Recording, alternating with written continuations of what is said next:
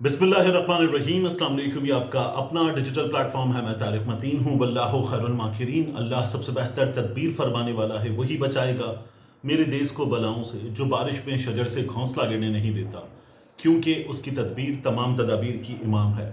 अहम तरीन खबरें हैं, क्विकली शुरू करते हैं। सबसे पहले बात इमरान खान साहब के पैगाम की। इमरान खान साहब ने एक बार फिर मौजूदा सूरत हाल में जलसे के बाद गुफ्तगू की है। अपने वकला से मुलाकात के बाद इमरान खान साहब ने जो गुफ्तगू की है उसमें वो कहते हैं कि अगर मुझे मुकदमात से रिलीफ लेना होता तो मुल्क से भाग जाता।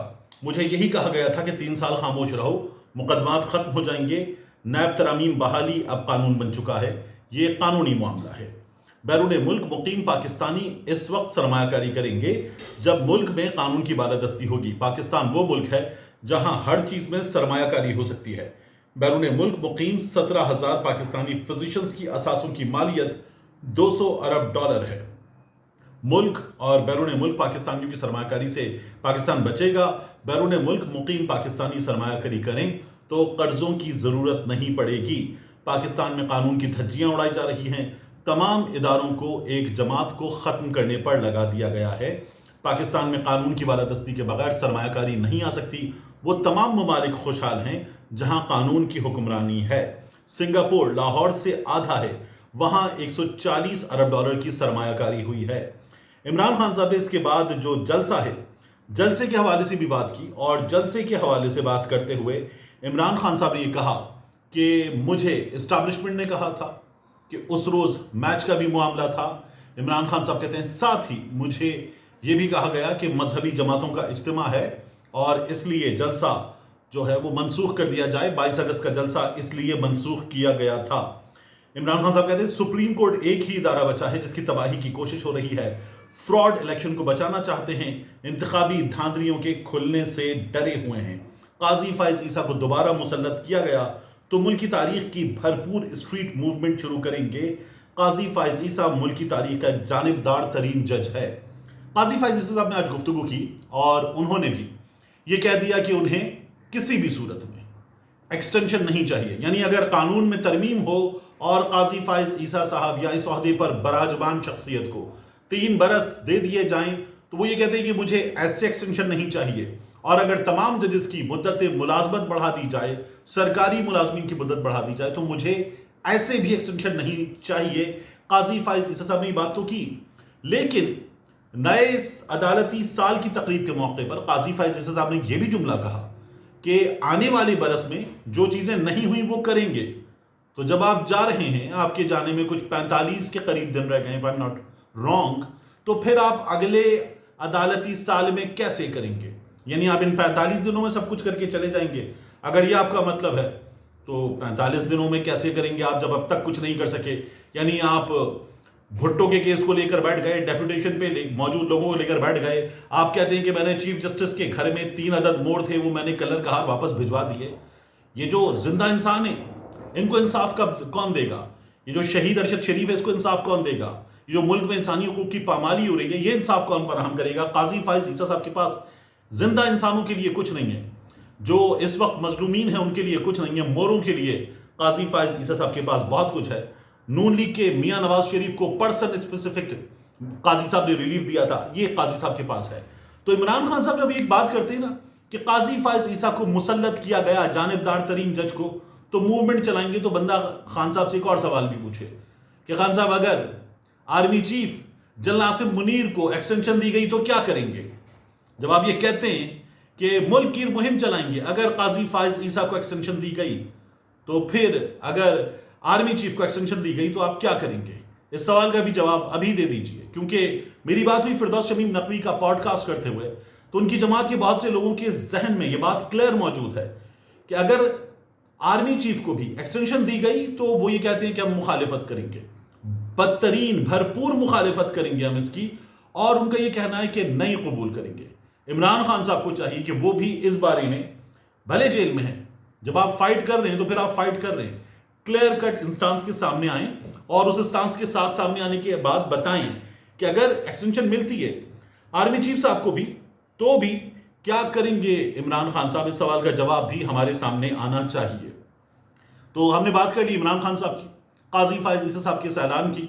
کہ نہیں چاہیے ایکسٹینشن کسی بھی صورت نہیں چاہیے. رؤف کلاسرا صاحب پر مجھے ضرور بات کرنی ہے آپ کو. رؤف کلاسرا صاحب جو ہے وہ مسلسل پہلے وہ نام نہیں لے رہے تھے, پھر انہوں نے ٹویٹر پہ صدیق جان کی ویڈیو بھی لگا دی. تو اب میں نام لے کر بات کر سکتا ہوں کہ وہ صدیق جان کے بارے میں بات کر رہے ہیں, ایسے بات کر رہے ہیں کہ مجھے حیرانی ہو رہی ہے. اتنا بڑا کالم نگار, اتنا بڑا صحافی, اتنا بڑا تجزیہ کار, کتابوں کا ترجمہ لکھنے والا, کتابیں لکھنے والا, وہ جس انداز میں بات کر رہے ہیں مجھے حیرانی ہو رہی ہے. رؤف کلاسرا صاحب جو ہیں انہوں نے صدیق جان کے بارے میں ایک ٹویٹ کیا, یہ مشہور زمانہ نوجوان کل سے میرے خلاف مہم چلائے ہوئے, صدیق جان کی ویڈیو لگا کے, کہ میں نے ارشد شریف کا ٹھیک سے دفاع نہیں کیا, کہنا چاہتا ہے جنرل فیض کا دفاع نہیں کیا. یہ کلاسرا صاحب کہہ رہے ہیں کہ جو لوگ ان پہ تنقید کر رہے ہیں وہ یہ کہہ رہے ہیں کہ رؤف کلاسرا نے جنرل فیض کا دفاع نہیں کیا. تو وہ کہتے ہیں ارشد شریف اور اس کے پروڈیوسر کا اصل دفاع تو ہمارے علاقے کے شیر بچے نے کیا تھا, ذرا ساتھ میں ٹویٹس بھی پڑھیں. تو صدیق جان, ارشد شریف, عدیل راجہ, ان لوگوں کی ایک لڑائی ہوئی تھی بازی میں. اس لڑائی میں صدیق جان نے بھی کچھ غلط کیا تھا. صدیق جان اور اس کے دوست عدیل وڑائچ وغیرہ, جب یہ گوادر میں لڑائی ہوئی تھی, وہاں پہ مار کٹائی ہوئی تھی, تو میں تھا, سب سے زیادہ گالیاں مجھے پڑی تھیں کہ آپ جب صدیق جان کے ساتھ موجود تھے تو آپ نے ارشد شریف پہ ہاتھ کیوں نہیں اٹھایا. میں نے کہا یار میرا بڑا بھائی ہے, مجھ سے بڑا ہے, میں کیا ہاتھ اٹھاؤں, میں نے لڑائی رکوائی, صدیق جان کو بچانے کی کوشش کی تھی. تو وہ جو لڑائی تھی, اس وقت کی لڑائی, ارشد شریف میرے باس تھے دنیا نیوز میں, تو میں ان کے کمرے میں جا کر کافی دیر بیٹھا, ہماری کافی دیر بات چیت ہوئی. انہوں نے کہا ماروں گا, دوبارہ بھی ماروں گا صدیق جان کو, لیکن پھر سب ختم ہو گیا تھا. اگر جویریہ کے بارے میں صدیق جان نے بات کی تھی, تو جویریہ آج ٹویٹر پہ آ کے بتا رہی ہیں کہ صدیق جان نے بہت پہلے مجھ سے معافی مانگ لی تھی, ارشد شریف سے معافی مانگ لی تھی, اور ارشد شریف پہ جب سخت وقت آیا تھا تو تمام لوگوں نے صدیق جان کے اس رویے کی تعریف کی تھی کہ ارشد شریف کی تصویر صدیق جان کے ٹویٹر پہ تھی, اور صدیق جان ارشد شریف کے ساتھ ایسے کھڑا ہو گیا تھا جیسے ایک بھائی بھائی کے ساتھ کھڑا ہوتا ہے. تو صدیق جان کو زبردست ستائش ملی تھی. لیکن رؤف کلاسرا صاحب جو ہیں وہ ری ٹویٹ کن چیزوں کو کر رہے ہیں, ساتھ میں لکھ کیا رہے ہیں, سانپ, سمپولا, بدنسلے, کیا ہو گیا ہے. رؤف کلاسرا صاحب نے ایک ٹویٹ ری ٹویٹ کیا, سانپ کو جتنا بھی دودھ پلاؤ وقت آنے پر ڈس ہی لیتا ہے, اس کی اوقات نہیں تھی جتنا اس بدذات کو, مطلب گالیاں لکھ رہے ہیں آپ, بدذات کو پروان چڑھایا. اب اس گناہ میں آپ بھی شریک ہے, کلاسرا صاحب اس کو ری ٹویٹ کرتے ہیں. پھر جو جویریہ نے جواب دیا اس پر کہتا ہے کہ میں جویریہ کی بات پہ بات نہیں کروں گا. لیکن پھر کلاسرا صاحب کچھ اپنے پرانے پروگرامز کے تھمبنیلز بھی نکال کر لے آئے کہ میں نے ارشد کا کتنا بہترین کیس لڑا تھا. پھر کہتے ہیں کلاسرا صاحب خود کسی کو جواب دیتے ہوئے, کبھی کبھی بدنسلے کتے پیچھا نہیں چھوڑتے, تو گاؤں کے سیانے ایک ڈانگ کے ساتھ رکھتے تھے یا پھر کوئی وٹا اچھال دیتے تھے. مطلب پھر کہتے ہیں میں وائلنس پر یقین نہیں رکھتا, ارشد شریف اور راجہ عدیل راجہ کا حوصلہ تھا بہت ڈرپوک ہے. ارشد اور عدیل نے کہا تھا ہم اسے پھر ماریں گے, عدیل راجہ کہتا تھا کہیں نظر آیا پھر ماروں گا. آج وہی عدیل راجہ اس کے میرے خلاف ٹویٹس کو ری ٹویٹ کرتا ہے. اور پھر اس کے بعد کلاسرا صاحب جو ہیں وہ شروع ہو گئے, وہ کہنے لگے نمک حرام خور, اس سے کوئی فرق نہیں پڑتا, ایک بے شرم انسان کی پشت پر درخت اگایا, شرمندہ یا چھپنے کی بجائے خوشی سے پورے گاؤں میں بھنگڑے ڈالتا رہا کہ اگلے سال اس کی چھاؤں میں بیٹھوں گا. پھر کلاسرا صاحب نے یہ بتانا شروع کر دیا کہ اس کے پاس پہننے کو ڈھنگ کے کپڑے نہیں تھے, یہ جب گاؤں سے آیا تھا, علاقے سے آیا تھا, تو اس کی حالت کیا تھی, میرے علاقے کے واسطے دیتا تھا, مجھے میرے مرحوم بھائی کے واسطے دیتا تھا, کبھی کہتا تھا ارشد سے بچا لو, کبھی بتا رہی کہ میں نے اس کی بہن کی فیس بھری ہے. رؤف کلاسرا صاحب بتا رہے میں نے اس کی بہن کی فیس بھری ہے. مطلب کلاسرا صاحب اگر آپ نے یہ کیا ہے تو آپ نے ایک اچھا کام کیا, ایک نیک کام کیا ہے. اس نیک کام کو آج آپ اعلان کر کے کر کیا رہے ہیں, ضائع کر رہے ہیں. مطلب آپ یہ بتائیں گے کسی کو کہ آپ نے اس کی بہن کی فیس بھری تھی, اس کو آپ نے کسی جگہ کرائے پر گھر لے کر دیا تھا, اس کرائے کے گھر کا کرایہ وہ دے رہا تھا, آپ یہ سب گنوانے پر اتر آئے ہیں. مطلب آپ کر کیا رہے ہیں, آپ کسی کو بدنسلہ, کتا, حرام خور, نمک حرام کہنے پر آ گئے ہیں, وہ بھی اپنے سے عمر میں کہیں کم بندے کو, اپنے سے تجربے میں کہیں کم بندے کو, ایک کمزور شخص کو. غصہ ہمیشہ کمزور پہ آتا ہے, یہ دکھا رہے ہیں آپ. مطلب گالم گلوچ پہ اتر آئے آپ ایک نوجوان کے لیے. اور میں تو حیران ہوں, مجھے لگتا ہے کہ کلاسرا صاحب کے پاس اگر کبھی کسی ریسٹورنٹ کا بل پڑا ہوگا, میں نے لکھا بھی, تو یہ وہ بھی نکال کے لے آئیں گے کہ میں نے اس کو ایک بار کھانا کھلایا تھا, یہ ریسٹورنٹ کا بل ہے. تو اگر آپ نے کوئی نیک کام کیا تو آپ نے ایک نیک کام کیا, دیٹس اٹ. آج آپ اس نیک کام کو ضائع کرنے پر کیوں تلے ہوئے ہیں, اس سوال کا جواب کوئی رؤف کلاسرا صاحب سے لے کے دے دے. عجیب و غریب کام کیا رؤف کلاسرا صاحب نے, میں حیران ہوں. اس کے علاوہ آخر میں عمران خان صاحب کی ایک پیش گوئی سچ ثابت ہوئی. عمران خان صاحب نے ایک بار جلسے سے خطاب کرتے ہوئے کہا تھا کہ یہ چور ہیں, یہ ڈاکو ہیں. ان کو لوگ شادیوں میں بلانا چھوڑ دیں گے، ان کے بچوں کے رشتے نہیں ہوں گے، یہ عمران خان صاحب نے کہا تھا۔ اور آج گجرانوالہ سے ایم پی اے عمر ڈار یہ بتا رہے بیٹھے ہوئے کہ ہماری جماعت کا امیج اچھا نہیں ہے، لوگ ہمیں اپنے گھروں کی شادیوں میں نہیں بلا رہے، جو میتیں ہوتی ہیں ان میں تو ہم چلے جاتے ہیں کسی کی وفات پہ، وہاں کوئی نہیں روکتا، لیکن لوگوں نے ہمیں شادیوں میں بلانا چھوڑ دیا ہے۔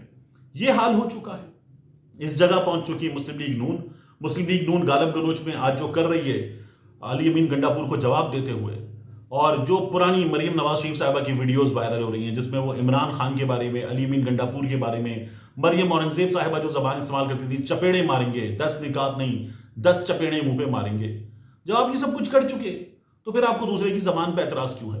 اور کچھ صحافی ہیں، یہ صحافی بھی زبان پہ بات کر رہے ہیں، مطلب ان صحافیوں میں سے کوئی نہیں بولا کہ کتنا گھٹیا مقدمہ بشرا بی بی پہ بنایا گیا، ان صحافیوں میں سے کوئی نہیں بولا کہ ماؤں جیسی یاسمین راشد کے ساتھ کیا کیا جا رہا ہے، ان میں سے کوئی نہیں بولا کہ عالیہ حمزہ کے بارے میں، طیبہ راجہ کے بارے میں، سنم جاوید کے بارے میں ان کے اپنے چہیتے نون لیگی لوگوں نے جو گھٹیا ترین گفتگو کی ہے، تو اس پر ان کے پیٹ میں کبھی مروڑ نہیں اٹھے۔ ان کے نزدیک عزت جو ہے وہ صرف ایک عورت کی ہے، اور اس عورت کا نام ہے مریم نواز۔ اگر عزت ہے تو سب کی ہے، اور اگر آپ کو اس طرز عمل پر جو ان خواتین کے ساتھ روا رکھا گیا جن کا تعلق پی ٹی آئی سے ہے کوئی اعتراض نہیں تھا، تو پھر آج آپ کو اعتراض کرنے کا کوئی حق نہیں ہے۔ ملتے ہیں انشاءاللہ آپ سے اگلی ویڈیو میں۔